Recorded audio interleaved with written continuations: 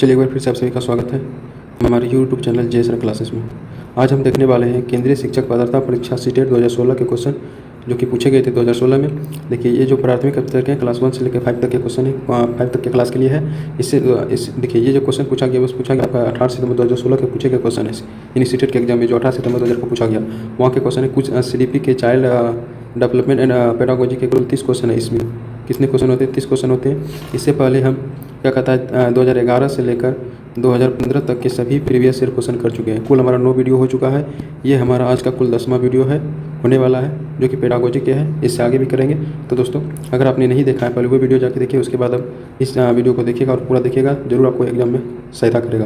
दोस्तों इससे पहले अगर हमारे चैनल पहली बार आए तो चैनल जे सर क्लास को सब्सक्राइब कर लीजिए ऐसे ही प्रीवियस ईयर के वीडियो पाने के लिए। चलिए शुरू करते हैं। आज का पहला क्वेश्चन देखिए। आज का पहला क्वेश्चन आपके सामने ही कहता है, देखिए आज का पहला क्वेश्चन कहता है कि लेव वाइगोस्की के समाज संरचना सिद्धांत में दृढ़ विश्वास रखने वाले शिक्षक के नाते आप अपने बच्चों के आकलन के लिए निम्नलिखित में से किस विधि की को वरीयता देंगे? तो याद रखिएगा जो आपका ऑप्शन हो जाएगा, पहला ऑप्शन हो जाएगा सही, ऑप्शन नंबर ए हो जाएगा सहयोगी प्रोजेक्ट। किसको देंगे? सहयोगी प्रोजेक्ट। देखिए कहता है वाइगोस्की अपने सामाजिक सांस्कृतिक सिद्धांत के लिए जाने जाते हैं। इस सिद्धांत के अनुसार सामाजिक अंतःक्रिया ही बालक की सोच व व्यवहार में निरंतर बदलाव लाता है। उनके अनुसार किसी बालक का संज्ञानात्मक विकास उसके अन्य व्यक्तियों के अंतर संबंधों पर निर्भर करता था। इस सिद्धांत में विश्वास रखने के नाते सहयोगी प्रोजेक्ट के माध्यम से बच्चों का आकलन किया जा सकता है। अब देखिए 2 नंबर क्वेश्चन कहता है, 2 नंबर क्वेश्चन कहता है कि अपनी कक्षा की 2 नंबर क्वेश्चन कहता है कि अपनी कक्षा के व्यक्तिगत भिन्नताओं से निपटने के लिए शिक्षक को चाहिए कि ऑप्शन सी आपका ऑप्शन हो जाएगा कि बच्चों से बातचीत करे और उसके दृष्टिकोण को महत्व दे।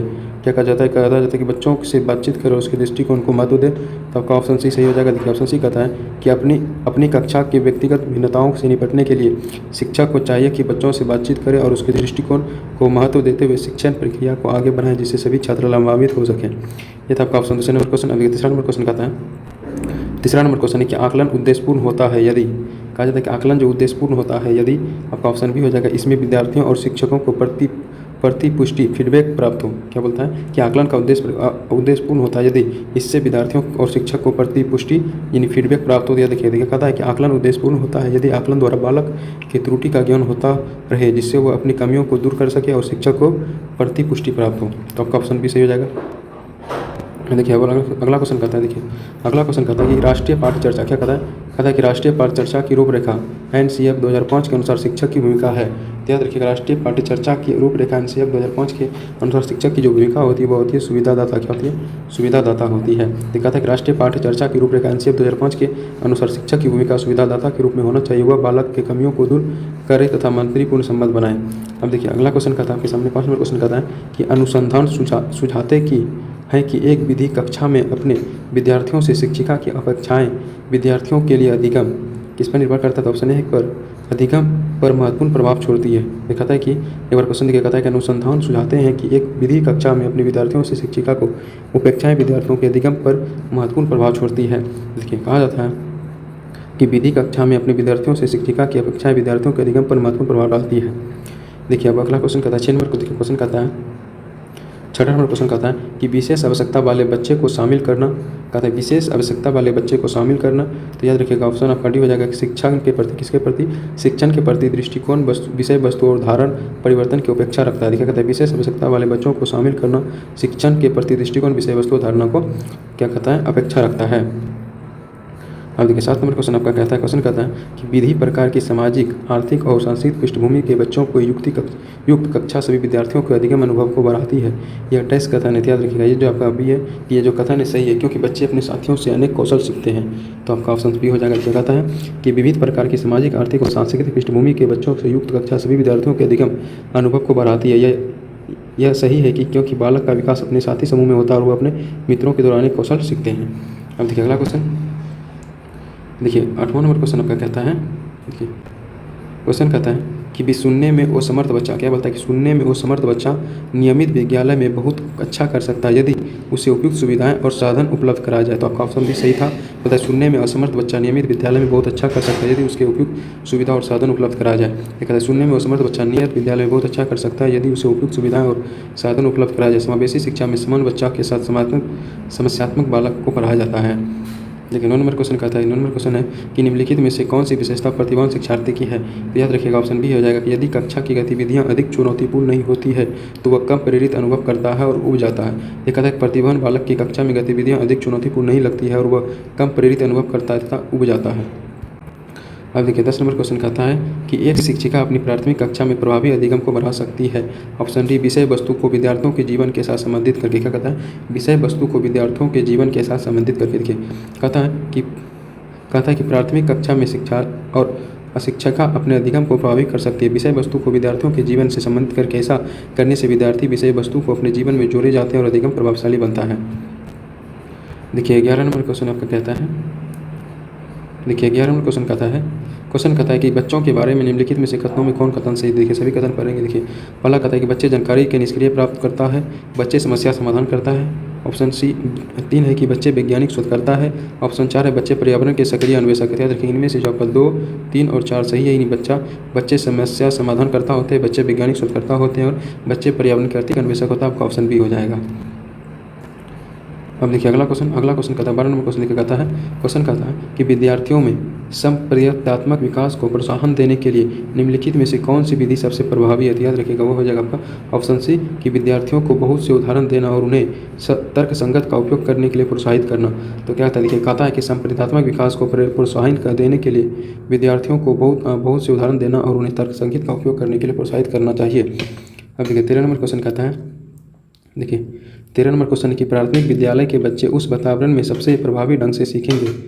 क्या कहता है, प्राथमिक विद्यालय के बच्चे उस वातावरण में सबसे प्रभावी ढंग से सीखेंगे। ऑप्शन है जहां उनकी संवेगात्मक आवश्यकताओं की पूर्ति होती है और वे अनुभव करते हैं कि वे महत्वपूर्ण हैं। देखिए कहता है कि बालक वहाँ बेहतर तरीके से सीखते हैं जहाँ उनकी संवेगात्मक आवश्यकताओं की पूर्ति होती है, वे अनुभव करते हैं कि वे महत्वपूर्ण हैं। इसीलिए इसे ही बाल केंद्रित शिक्षा कहते हैं, जहाँ बच्चे की सबसे महत्वपूर्ण समझा जाता है।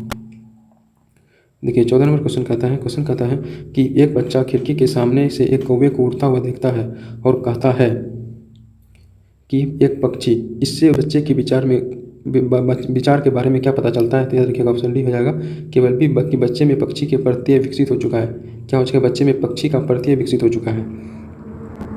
अब देखिए 15 नंबर क्वेश्चन कहता है कि कोई शिक्षिका अपने विद्यार्थियों को क्या कहे कि उन्हें बेहतरी प्रेरणा के साथ कार्य करने के लिए प्रोत्साहित कर सके। याद रखिएगा ऑप्शन डी है इसे करने की कोशिश करो तुम सीख जाओगे। नहीं कोई कहता है, देखिए कहता है शिक्षिका अपने विद्यार्थियों से कहे कि तुम लोग इसे करने की कोशिश करो और तुम लोग सीख जाओगे।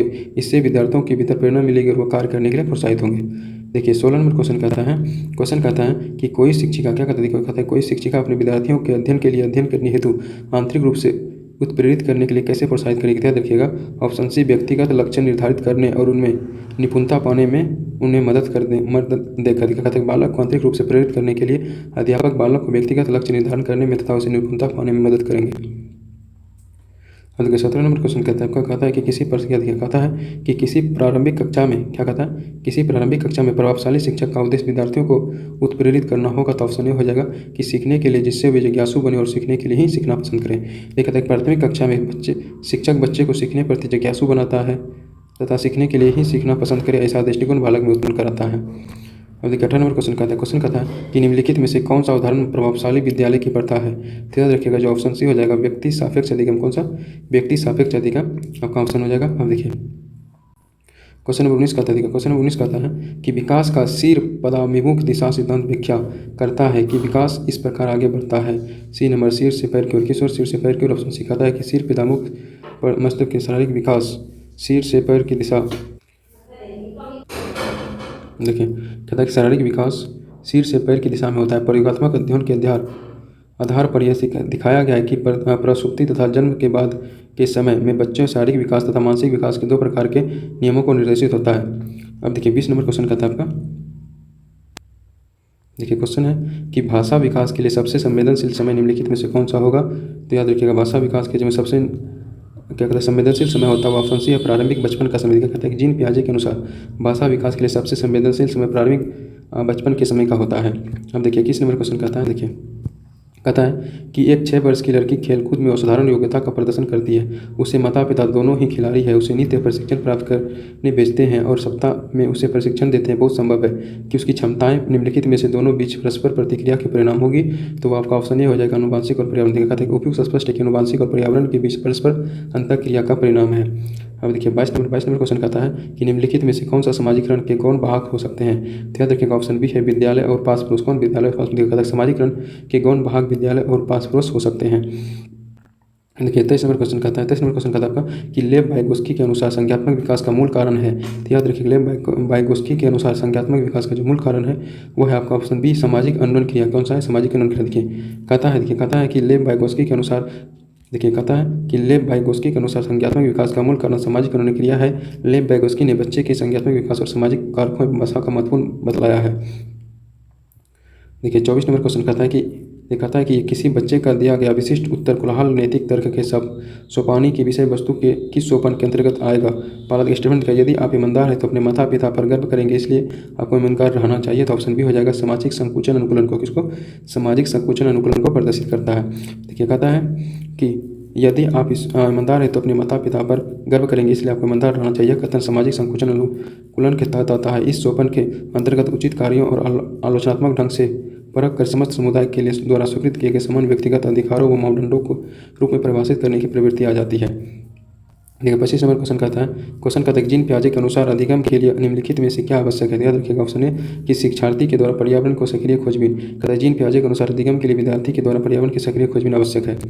देखिए 26 नंबर क्वेश्चन कहता है आपका कि जीन पियाजे के अनुसार प्रारूप स्कीम निर्माण वर्तमान योजनाओं के अनुरूप बनाने हेतु नवीन जानकारी में संशोधन और नवीन जानकारी के आधार पर पुरानी योजनाओं में संशोधन के परिणाम के रूप में घटित होता है। इन दो प्रक्रियाओं को जाना जाता है। तो ऑप्शन हो जाएगा वो है समावेशन और समायोजन। क्या कहता है कि नवीन जानकारी में संशोधन समायोजन होता है तथा नवीन जानकारी के आधार पर पुरानी योजनाओं में संशोधन समावेश होता है। देखिए 27 नंबर क्वेश्चन कहता है कि किसी प्रगतिशील कक्षा की व्यवस्था में शिक्षक एक ऐसे वातावरण को उपलब्ध कराकर अधिगम को सुगम बनाता है जो ऑप्शन डी कहता है कि आवृत्ति को बढ़ावा देता है। किसको बढ़ावा देता है आवृत्ति को बढ़ावा देता है। कहता है प्रगतिशील कक्षा व्यवस्था में शिक्षक आवृत्ति को बढ़ावा देकर अधिगम को सुगम बनाया जाता है। अब देखिए 28 नंबर क्वेश्चन कहता है। देखिए 28 नंबर क्वेश्चन है कि हार्वर्ड कौन सा है कि हार्वर्ड गार्डनर का बहुबुद्धि सिद्धांत सुझाता है कि ऑप्शन सी हो जाएगा कि शिक्षक को चाहिए कि विषय वस्तु को वैकल्पिक विधियों से पढ़ने के लिए बहुविधियों को एक रूपरेखा के तहत ग्रहण करें। कहता है हार्वर्ड गार्डनर के बहुविधि सिद्धांत यह सुझाता है कि शिक्षक को चाहिए कि विषय वस्तु को वैकल्पिक विद्यार्थियों से पढ़ाने के लिए बहुविधि की रूपरेखा तैयार करें। अब देखिए 29 नंबर क्वेश्चन कहता है आपका। देखिए कहता है कि कोई 5 साल की लड़की एक टी शर्ट को था करते हुए अपने आप को बात करती है। लड़की द्वारा प्रदर्शित व्यवहार के संदर्भ में निम्नलिखित कौन सा कथन सही है। सभी कथन पढ़ेंगे। देखिए कथन कहता है पहला कि जीन पियाजे और लेव वाइगोस्की इसकी व्याख्या बच्चे के विचारों को अंतः केंद्रित प्रकृति के रूप में करेंगे। जीन पियाजे इसे अहंकेंद्रित भाषा कहेगा और लेव वाइगोस्की इसकी व्याख्या करने के लिए निजी भाषा की अपनी क्रियाओं को नियमित करने के लिए प्रयास करेगा। जीन पियाजे इसकी व्याख्या सामाजिक उन्नयन क्रिया के रूप में करेगा और लेव वाइगोस्की इसे खोजबीन करे मानेगा। देखिए कहता है जीन पियाजे और लेव वाइगोस्की इसकी व्याख्या बच्चे के द्वारा अपनी माँ के अनुकरण के रूप में करेगा। ऑप्शन डी ही सही है। देखिए 30 नंबर क्वेश्चन कहता है लिंग है। याद रखिए कहता है कि लिंग है। तो याद रखिएगा लिंग जो है वह है जैविक सत्ता। क्या है वह जैविक सत्ता है। तो दोस्तों ये थे हमारे CDP के कुल 30 क्वेश्चन जो कि 2016 में पूछे गए थे। अगर आपको वीडियो अच्छा लगा तो हमारे क्या कहते हैं वीडियो को लाइक कर दीजिए और ज़्यादा से ज़्यादा GSL क्लासेस को सब्सक्राइब कर लीजिए। ऐसे ही फिर भी की वीडियो पाने के लिए मिलते हैं अगले वीडियो में। थैंक यू, धन्यवाद।